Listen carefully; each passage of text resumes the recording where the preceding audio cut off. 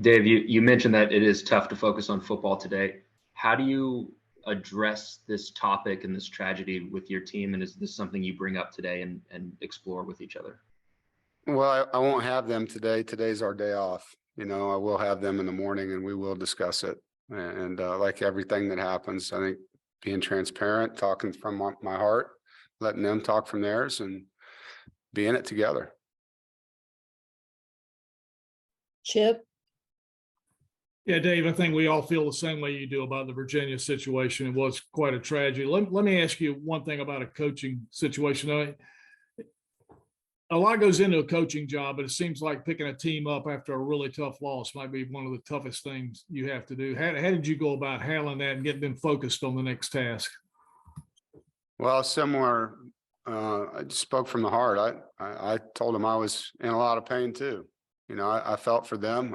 I felt like we were robbed in the moment because we made the play, and what I thought was a great play, and still do.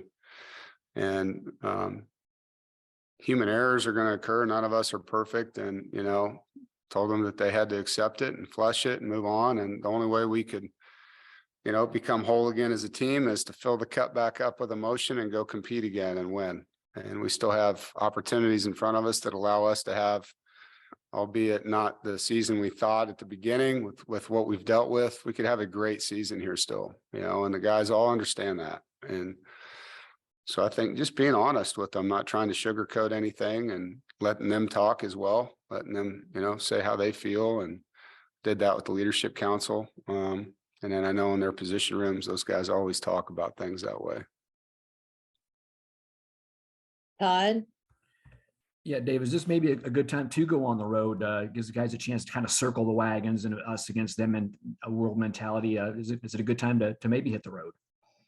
Yeah, it might be. I think it's a good time just to get back to playing, whether we're home or away. But yeah, it might be. I think these guys just like playing together. And that's, one of the messages, like, let's enjoy these next 3 games, these next 2 and 12 days. Let's enjoy the ride. Like, it's, things happen. It's bigger than wins and losses when you talk about the brotherhood you have with each other, and the time you get to spend with each other, the stories you have with each other. And so, I don't want to lose sight of that because of how something ended, and you have to remind them of that. David? Dave, you mentioned on Saturday that you felt like you guys didn't coach well enough to win. Have you had a little more time to diagnose the specifics of that statement? Well, I think I'm always going to take the blame. I mean, I'm ultimately the head of everything that happens here. And so anytime you watch the game in your room, and I stay up all night, after a loss, you're like, what could I have done? What things, of course, there's calls, but you don't get that. You don't get it in life either, you just don't. But you can learn from it. And I think that's the biggest thing. Hey, could we have blitzed or not blitzed? Should we have ran this play instead of that play? Of course, there's always those, but we don't get the luxury of hitting rewind and having a do-over. At the end of the day, everything we did led us to one play to win it, and we made the play. Right? We did. You guys all saw it. So yeah, could we have eliminated that from happening on 4th and 1 on the 1 yard line? Could we have gotten in the end zone? I thought we called a good play, and we didn't block it well. And it's a play that should have scored because we had enough blockers at the point of attack. Could we have called another play? Sure, we could have, and we still would have had to have blocked it well. And maybe we would have, maybe we wouldn't have. On that particular play, their nose guard won on that play, and that's football. Sometimes you go up and you make a play, and sometimes you don't. And say the same thing about last year. There were some times where Emeka just made some plays that most people probably wouldn't have made that won games for us. If he dropped it, would it have been a bad call? No. He made the play. And at the end of it, you have to coach the guys to do the best they can. And as coaches, you do the best you can.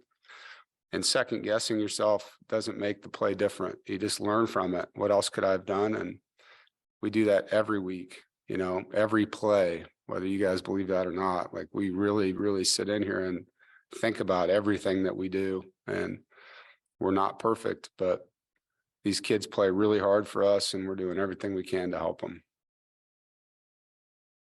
James, Dave, I know you've talked a lot about first couple of games with MJ, him taking care of the football. When you were looking back at the mistakes or the turnovers from this past game, were they self-inflicted by him? Was it from the defense? What'd you see on those three? Yeah, I think, maybe when you get a true freshman in the game that hadn't played as much, maybe those could have happened earlier. Maybe the fact that he didn't have a mistake like that until this game made the expectations too high. I don't know. Right. I think he tried to make a play on one of them. We're running a read play, and he saw the end. He thought he'd outrun him, even though, in retrospect, I'm sure he'd say he should have handed it, but he's a player trying to make a play. The running back had the ball, in his belly, and it just didn't get pulled out the right way and went right to him. Right. On another one, he underthrew a ball. Of course, he could throw a better pass there. That's going to happen from time to time. So he made some mistakes that, like I told him, like, you're human too. You're going to learn from the things that you did, and you're going to get better because of it. Like, we don't expect him to be perfect. But anytime any player, freshman up to senior, makes a mistake, you're going to evaluate it. You're going to try to help them through it. And all you ask is that they learn from it. And just to follow up, I know it's early in the week. You had a couple guys go out in this game. Trent, Grant, any updates on any of them? No, it's too early to say on that. Thanks. Brian, Yeah, Coach. I wondered if you'd heard from the ACC about your comments on that call, or if you guys had conversely sent some tape to the league office about it. Yeah, I can't comment on any responses I get. We always send in the calls that we're not happy with every week, and then they respond, whether they thought it was a good call or a bad call. And then as a coach, I'm not allowed to make that public. So you guys know the rules on that. I also wondered, late in the game, obviously the offense was struggling. Did you think at all about going to Jack to maybe get his running ability in there, some more QB run? No. Thanks. Chip, Yeah, Dave, one thing, looking ahead to next week, just for a second, Mac Brown said today that both you and he lobbied the ACC not to play that game on a Friday, so as not to interfere with the high school playoffs. Did you do that? And could you just explain a little bit? Yeah, I think in general, the High School Coaches Association in the state of North Carolina has made it very apparent that they don't like any of our colleges playing on Friday nights, that's, a high school football night. And we agree with that, but that's above our decision-making. Obviously, that's part of the television contract that we're in, and it'd be great if it wasn't a Friday game for those reasons, but it's one of those things that I don't control, Mac doesn't control, and obviously neither of us like it, but it doesn't matter.